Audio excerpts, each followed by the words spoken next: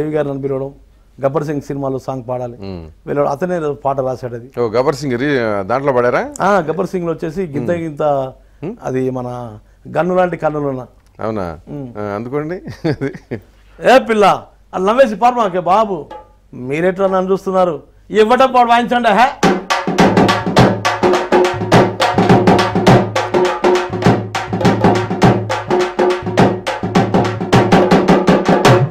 Gun లాంటి కన్నులున్న జున్ను లాంటి పిల్ల, నవ్వుతోటి నన్ను వేసి పారిపోతే ఎల్లా.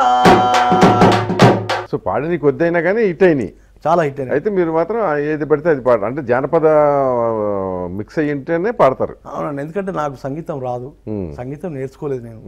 కాబట్టి నాకు తెలిసిన పరిజ్ఞానంతో ఫోకే పాడతాను.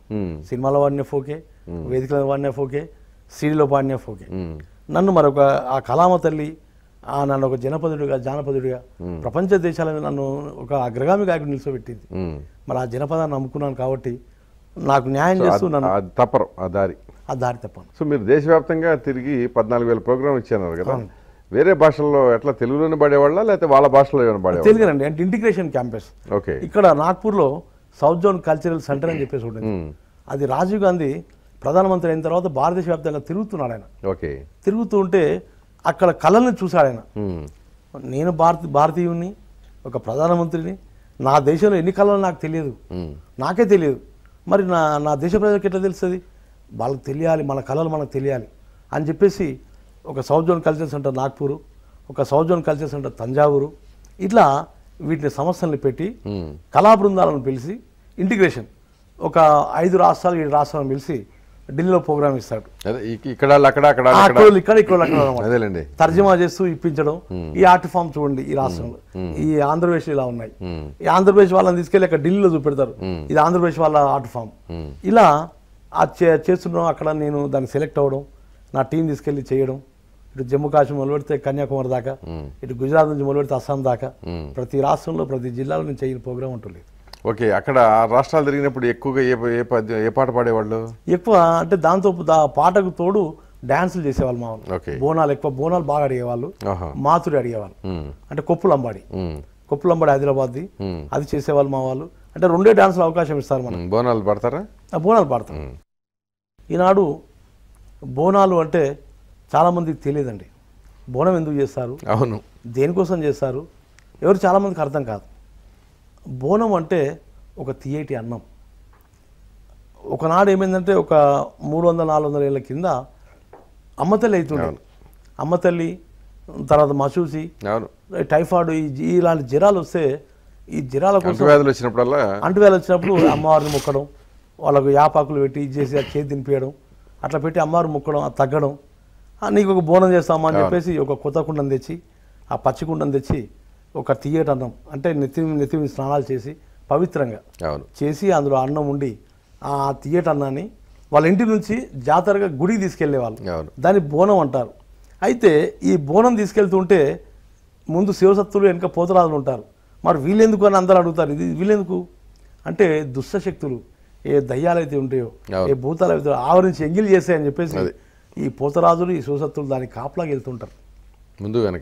ముందు వెనక ఆ దుష్టశక్తులను రానియకుండా గుడి వరకు ఒక ర్యాలీగా, ఒక ఊరేగింపుకి వెళ్తారు. అందులో ఒక తాష, ఒక దుగ్గి, ఒరిజినల్ ఫోక్ ఇన్స్ట్రుమెంట్స్ అయితే ఉంటాయో అవి చేసుకుంటూ వెళ్తుంటారు. ఆడ ఎలా ఉంటుంది,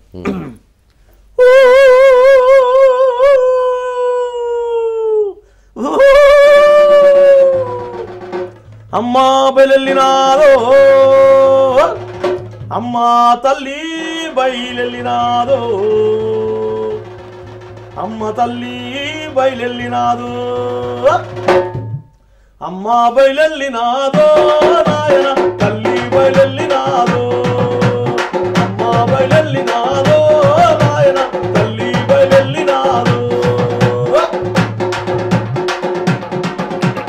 పాలగుంద పట్టు తీర మేలో బలారి, పాలగుంద పట్టు తీర మేలో బలారి, సింగు విడిచి కట్టినాది మేలో బలారి, సింగు విడిచి కట్టినాది మేలో బలారి, రైగనే దొరికినాది మేలో బలారి, రంబలాగున్నది మేలో బలారి.